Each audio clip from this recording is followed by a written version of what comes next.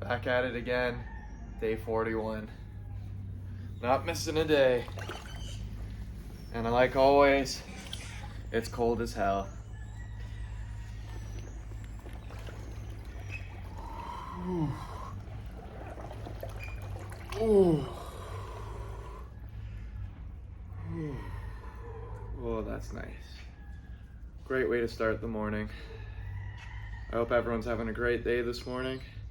I know I am, especially with this.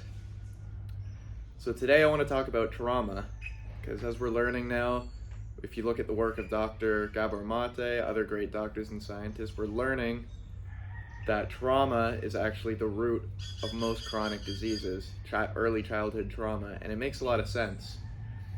And when we think about trauma, I always used to think about trauma as abuse, sexual abuse, things like that, which is trauma. But now we're learning that trauma can actually be quite subtle.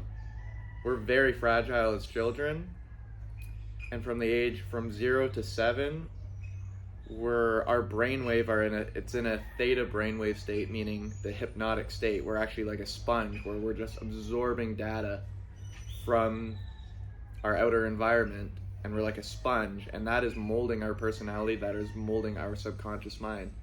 And it's our subconscious mind that actually creates a lot of our reality, our subconscious beliefs. So we're very susceptible at that young age. So that's why trauma can be so subtle, because it can be as simple as being 5 years old, misbehaving, your parents are mad at you, you ask for cookies, and they say, no, you don't deserve cookies.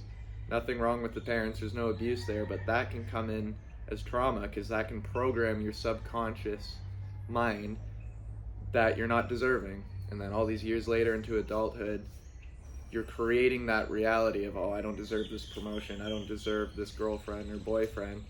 And like I've said in previous videos, your thoughts and emotions will create your reality. So if your thoughts, even if they're subconscious and you're not entirely aware of it, they will dictate your reality. So if you're thinking subconsciously, I don't deserve this, that is trauma right there, and you're not in alignment with your true self, and you're not creating what you want to create.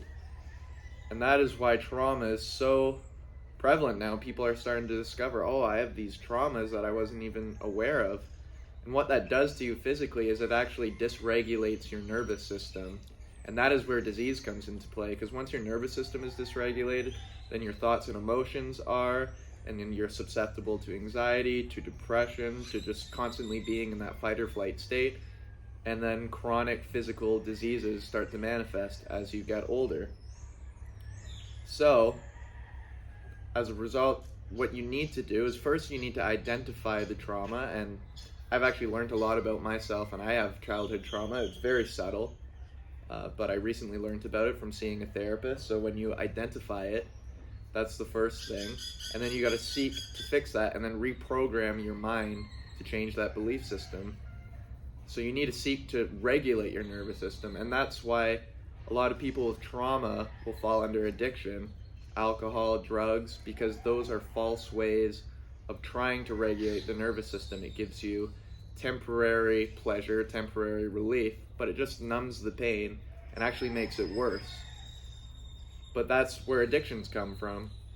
So an ice bath is actually a fantastic way to regulate the nervous system, to reset it, and to begin to heal from the trauma. Because trauma will stay in your DNA, it will embed into your body, and this is a great way to just extract it out of you. And then you can seek to reprogram your subconscious mind with new beliefs, new thoughts, and then that can lead you to manifest a reality that is in line with what you want and what makes you happy. So that's what I wanted to talk about today. Trauma is very important. We should all be getting very introspective right now and understanding our traumas and identifying them and seeking to remedy them. And an ice bath is a great start. So with that being said, I'm going to end this with a traditional head dunk, as of course is tradition. So I bid you adieu. Ooh. Oh. Fucking a fly kept landing on my nose the whole fucking time. It was so annoying.